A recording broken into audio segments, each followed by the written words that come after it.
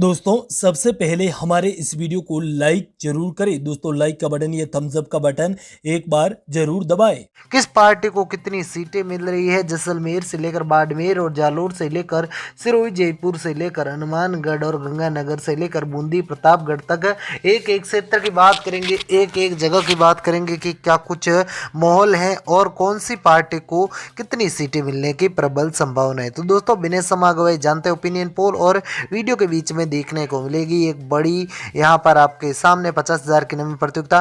तो जैसलमेर की पोखरण और जैसलमेर दोनों ही सीट भाजपा के खाते में जा रही है। पोखरण से प्रतापपुरी इस बार बढ़त में नजर आ रहे हैं, जबकि जैसलमेर से छोटू सिंह भाटी का पलड़ा भारी नजर आ रहा है। तो इसी बीच प्रतापगढ़ की 2 सीटों की बात करें तो एक सीट पर भारतीय जनता पार्टी अपना जनाधार कब्जा करती हुई नजर आ रही है, तो एक सीट पर बीटीपी अपना प्रभाव स्थापित करती हुई नजर आ रही है। यह कांग्रेस के लिए मुश्किलों वाला समय है। सिरोही की बात करें तो भाजपा के लिए हमेशा ही अच्छा माना जाने वाला सिरोही का क्षेत्र 2 सीटें दे रहा है भाजपा को, तो एक सीट है वो कांग्रेस के कब्जे में जाती हुई नजर आ रही है। सिरोही में इस बार मुकाबला काफी रोचक और अहम देखने को मिलेगा। इसी बीच कमाना जा रहा है कि बिना मुख्यमंत्री के चेहरे से लड़ रही बीजेपी के लिए और कांग्रेस के लिए काफी कुछ बड़ा बदलाव है। मोदी के चेहरे पर बूंदी की 3 सीटों में बीजेपी को 2 सीटें मिल रही है, तो एक सीट पर कांग्रेस कब्जे मारी। आपको बता दें प्रधानमंत्री नरेंद्र मोदी के नेतृत्व में चुनाव लड़ने का मूड बना चुकी है भारतीय जनता पार्टी, तो कांग्रेस बिना चेहरे के चुनाव लड़ने का मन बनाती है तो बुरे हाल हो सकते हैं। टोक की 4 सीटों में 3 पर भाजपा तो एक सीट है वो कांग्रेस के कब्जे में जाती हुई नजर आ रही है। राजसमंद की बात करें तो इस बार राजसमंद में आपको बता दें सीपी जोशी की मुश्किलें बढ़ती हुई नजर आ रही है, क्योंकि गृह क्षेत्र माने जाने वाला राजसमंद बीजेपी का गढ़ भी कहा जाता है और इस गढ़ की सभी चारों की 4 सीटों पर भारतीय जनता पार्टी कब्जा जमा रही है। राजसमंद के बाद झालावाड़ा वसुंधरा राजे का गृह क्षेत्र और बीजेपी का गढ़ कहे जाने वाले झालावाड़ा की सभी सीटें भारतीय जनता पार्टी आसानी से कब्जा जमाती हुई नजर आ रही है और झालावाड़ा में भाजपा का प्रभाव भी अच्छा है। करौली की 4 सीटें हैं। करौली में हमेशा से ही बीजेपी के लिए कुछ ना कुछ रहा है। कांग्रेस यहाँ पर निश्चित तौर पर संघर्ष करती रहती है और 3 सीटें बीजेपी को तो एक सीट है वो कांग्रेस के कब्जे में जाती हुई नजर आ रही है, यानी कि यहाँ पर भी अच्छी अपडेट है बीजेपी के लिए। इसी बीच सवाई माधोपुर की 4 सीटों की बात करी तो दोस्तों आपको बता दें कि 4 सीटें सवाई माधोपुर में भारतीय जनता पार्टी के कब्जे में जाती हुई नजर आ रही है। माना जा रहा है इस क्षेत्र में भाजपा का अच्छा जनाधार है।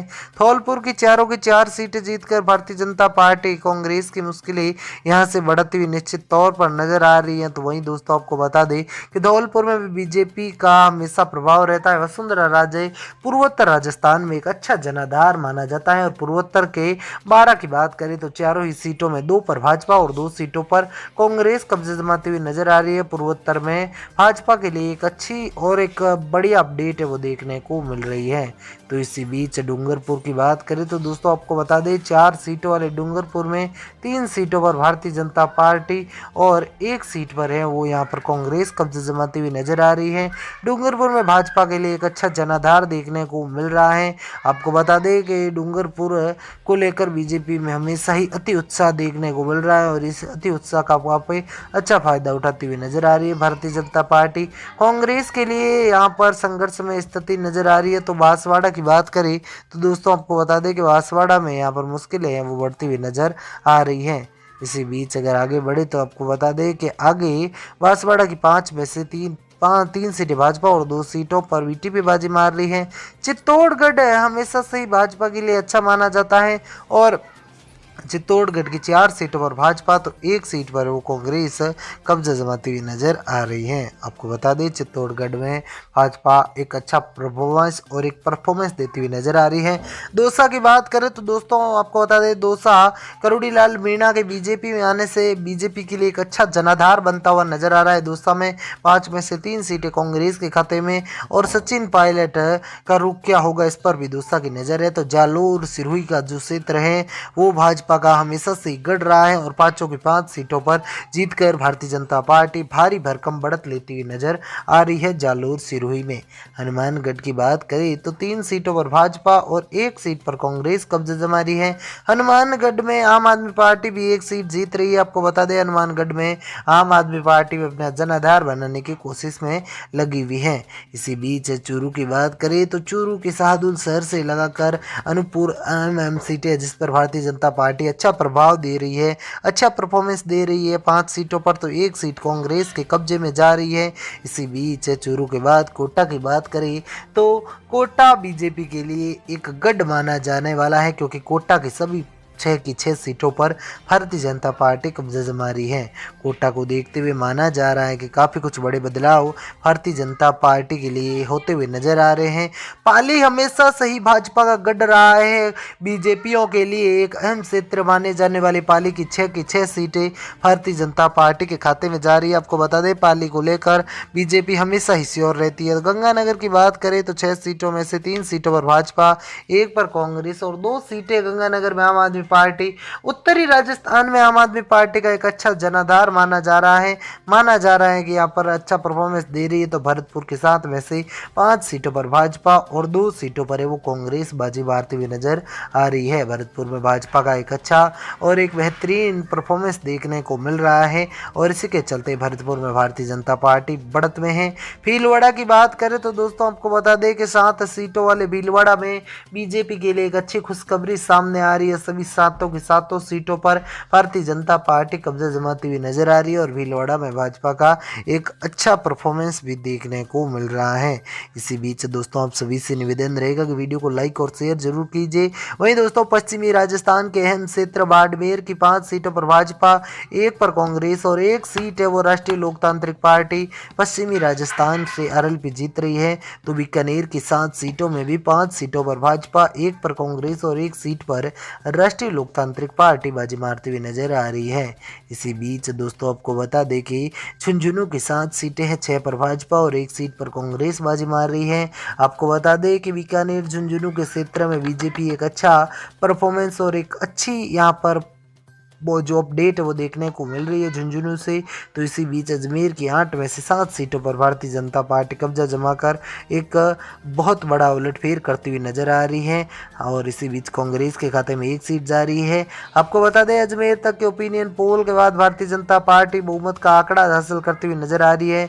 तो सिक्कर की 8 सीटों में 6 पर भाजपा, 1 पर कांग्रेस और 1 सीट पर राष्ट्रीय लोकतांत्रिक पार्टी बाजी मार रही है। सिक्कर में भारतीय जनता पार्टी का एक अच्छा और एक बेहतरीन जनाधार भी देखने को मिल रहा है।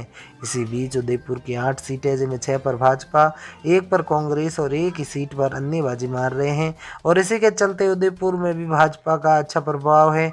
माना जा रहा है कि उदयपुर में भाजपा जिस प्रकार से प्रभावित कर रही है वह निश्चित तौर पर भाजपा की। नागौर की बात करें तो नागौर में राष्ट्रीय लोकतांत्रिक पार्टी के लिए 2 सीटें, 2 सीटों पर कांग्रेस तो 6 सीटें भारतीय जनता पार्टी बाजी मार रही है। माना जा रहा है कि काफ़ी कुछ बड़े और नए सियासी उलटफेर के साथ नागौर भारतीय जनता पार्टी का गढ़ हो सकता है। जोधपुर में बात करें तो मुख्यमंत्री अशोक गहलोत के गृह नगर की 9 सीटों पर भारतीय जनता पार्टी कब्जा जमाकर एक बेहतरीन अपडेट देती हुई नजर आ रही है। तो 1 सीट पर कांग्रेस का कब्जा भी देखने को मिल रहा है। आरएलपी यहाँ पर 1 सीट माइनस में जा रही है। अलवर की 11 में से 10 सीटों पर भाजपा तो 1 सीट है वो कांग्रेस के कब्जे में जाती हुई नजर आ रही है। इसी बीच आपको बता दें कि लगातार राजनीतिक और सियासी घमासान के बीच अलवर के बाद अंतिम क्षेत्रों की ओर बढ़ेंगे तो जयपुर आता है। 19 सीटों वाले जयपुर में आपको बता दें भारतीय जनता पार्टी के लिए काफ़ी कुछ बड़े और नए सियासी अपडेट है।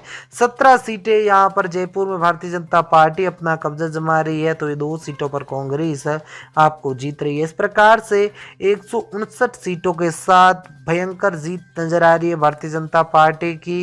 यहाँ पर ऐतिहासिक जीत नजर आ रही है। तो 29 सीटें कांग्रेस के खाते में जा रही है, 3 सीटें आम आदमी पार्टी और 5 सीटें राष्ट्रीय लोकतांत्रिक पार्टी और 4 सीटों पर अन्य बाजी मारते हुए नजर आ रहे हैं। ऐसे में दोस्तों ये जो ओपिनियन पोल है राजस्थान का उसके अनुसार भाजपा में एक बार फिर वसुंधरा राजे सरकार बनती हुई नजर आ रही है। तो दोस्तों आज का वीडियो कैसा लगा कमेंट के माध्यम से जरूर बताएं और वीडियो को ज़्यादा से ज़्यादा लाइक और शेयर करें। मिलेंगे ऐसे ही महत्वपूर्ण और नए ताजा फ्रेश वीडियो के साथ, ऐसी शुभेच्छा के साथ। आज के लिए बस इतना ही। धन्यवाद। जय हिंद, जय भारत।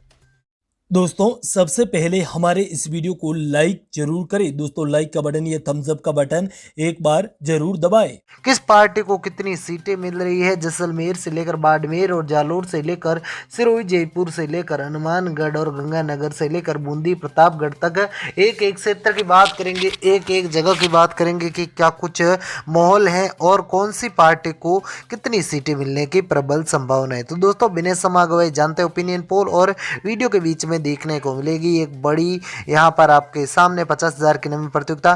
तो जैसलमेर की पोखरण और जैसलमेर दोनों ही सीट भाजपा के खाते में जा रही है। पोखरण से प्रतापपुरी इस बार बढ़त में नजर आ रहे हैं, जबकि जैसलमेर से छोटू सिंह भाटी का पलड़ा भारी नजर आ रहा है।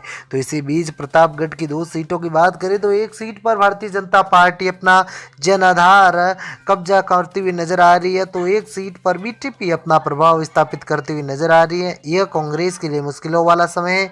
सिरोही की बात करें तो भाजपा के लिए हमेशा ही अच्छा माना जाने वाला सिरोही का क्षेत्र 2 सीटें दे रहा है भाजपा को, तो एक सीट है वो कांग्रेस के कब्जे में जाती हुई नजर आ रही है। सिरोही में इस बार मुकाबला काफी रोचक और अहम देखने को मिलेगा। इसी बीच कमाना जा रहा है कि बिना मुख्यमंत्री के चेहरे से लड़ रही बीजेपी के लिए और कांग्रेस के लिए काफी कुछ बड़ा बदलाव है। मोदी के चेहरे पर बूंदी की 3 सीटों में बीजेपी को 2 सीटें मिल रही है, तो एक सीट पर कांग्रेस कब्जे जमा रही है। आपको बता दें प्रधानमंत्री नरेंद्र मोदी के नेतृत्व में चुनाव लड़ने का मूड बना चुकी है भारतीय जनता पार्टी, तो कांग्रेस बिना चेहरे के चुनाव लड़ने का मन बनाती है तो बुरे हाल हो सकते हैं। टोक की 4 सीटों में 3 पर भाजपा तो एक सीट है वो कांग्रेस के कब्जे में जाती हुई नजर आ रही है। राजसमंद की बात करें तो इस बार राजसमंद में आपको बता दें सीपी जोशी की मुश्किलें बढ़ती हुई नजर आ रही है, क्योंकि गृह क्षेत्र माने जाने वाला राजसमंद बीजेपी का गढ़ भी कहा जाता है और इस गढ़ की सभी चारों की 4 सीटों पर भारतीय जनता पार्टी कब्जा जमा रही है। राजसमंद के बाद झालावाड़ा वसुंधरा राजे का गृह क्षेत्र और बीजेपी का गढ़ कहे जाने वाले झालावाड़ा की सभी सीटें भारतीय जनता पार्टी आसानी से कब्जा जमाती हुई नजर आ रही है और झालावाड़ा में भाजपा का प्रभाव भी अच्छा है। करौली की 4 सीटें हैं। करौली में हमेशा से ही बीजेपी के लिए कुछ ना कुछ रहा है। कांग्रेस यहाँ पर निश्चित तौर पर संघर्ष करती रहती है और 3 सीटें बीजेपी को तो एक सीट है वो कांग्रेस के कब्जे में जाती हुई नजर आ रही है, यानी कि यहाँ पर भी अच्छी अपडेट है बीजेपी के लिए। इसी बीच सवाई माधोपुर की 4 सीटों की बात करें तो दोस्तों आपको बता दें कि 4 सीटें सवाई माधोपुर में भारतीय जनता पार्टी के कब्जे में जाती हुई नजर आ रही है। माना जा रहा है इस क्षेत्र में भाजपा का अच्छा जनाधार है। धौलपुर की 4 सीटें जीतकर भारतीय जनता पार्टी कांग्रेस की मुश्किलें यहां से बढ़ती हुई निश्चित तौर पर नजर आ रही है। तो वहीं दोस्तों आपको बता दें कि धौलपुर में भी बीजेपी का हमेशा प्रभाव रहता है। वसुंधरा राजे पूर्वोत्तर राजस्थान में एक अच्छा जनाधार माना जाता है और पूर्वोत्तर के 12 की बात करें तो चारों ही सीटों में 2 पर भाजपा और 2 सीटों पर कांग्रेस कब्जे जमाती हुई नजर आ रही है। पूर्वोत्तर में भाजपा के लिए एक अच्छी और एक बड़ी अपडेट है वो देखने को मिल रही है। तो इसी बीच डूंगरपुर की बात करें तो दोस्तों आपको बता दें 4 सीटों वाले डूंगरपुर में 3 सीटों पर भारतीय जनता पार्टी और एक सीट पर है वो यहाँ पर कांग्रेस कब्जे जमाती हुई नजर आ रही है। डूंगरपुर में भाजपा के लिए एक अच्छा जनाधार देखने को मिल रहा है। आपको बता दें कि डूंगरपुर को लेकर बीजेपी में हमेशा ही अति उत्साह देखने को मिल रहा है और इस अति उत्साह का वहाँ पे अच्छा फायदा उठाती हुई नजर आ रही है भारतीय जनता पार्टी। कांग्रेस के लिए यहाँ पर संघर्ष में स्थिति नजर आ रही है। तो बांसवाड़ा की बात करें तो दोस्तों आपको बता दें कि बांसवाड़ा में यहाँ पर मुश्किलें हैं वो बढ़ती हुई नजर आ रही है। इसी बीच अगर आगे बढ़े तो आपको बता दें कि आगे बांसवाड़ा की 5 में से 3 सीटें भाजपा और 2 सीटों पर बीटीपी बाजी मार रही है। चित्तौड़गढ़ हमेशा से ही भाजपा के लिए अच्छा माना जाता है और चित्तौड़गढ़ की 4 सीटों पर भाजपा तो एक सीट पर वो कांग्रेस कब्जा जमाती हुई नजर आ रही है। आपको बता दें चित्तौड़गढ़ में भाजपा एक अच्छा परफॉर्मेंस देती हुई नजर आ रही है।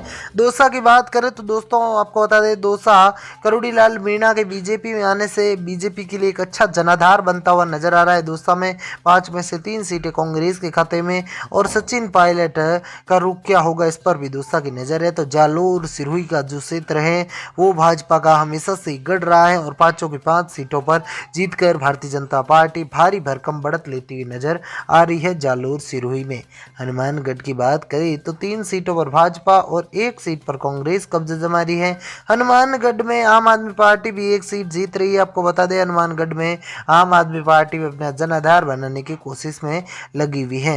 इसी बीच चूरू की बात करें तो चूरू के शाहदुल शहर से लगाकर अनूपपुर सीटें जिस पर भारतीय जनता पार्टी अच्छा प्रभाव दे रही है, अच्छा परफॉर्मेंस दे रही है। 5 सीटों पर तो एक सीट कांग्रेस के कब्जे में जा रही है। इसी बीच चूरू के बाद कोटा की बात करें तो कोटा बीजेपी के लिए एक गढ़ माना जाने वाला है, क्योंकि कोटा की सभी 6 की 6 सीटों पर भारतीय जनता पार्टी कब्जा जमा रही है। कोटा को देखते हुए माना जा रहा है कि काफ़ी कुछ बड़े बदलाव भारतीय जनता पार्टी के लिए होते हुए नजर आ रहे हैं। पाली हमेशा से ही भाजपा का गढ़ रहा है। बीजेपियों के लिए एक अहम क्षेत्र माने जाने वाली पाली की 6 सीटें भारतीय जनता पार्टी के खाते में जा रही है। आपको बता दें, पाली को लेकर बीजेपी हमेशा ही श्योर रहती है। गंगानगर की बात करें तो